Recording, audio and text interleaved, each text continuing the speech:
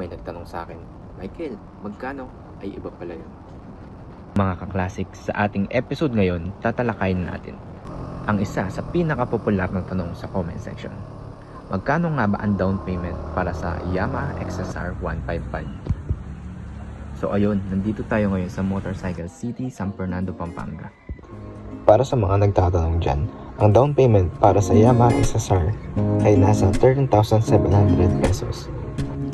Sakto may bumibili XSR at ayan, inaayos na ni Sir bago ilabas at kinausap ko na yung new owner para yayain mag-ride at isali sa group namin.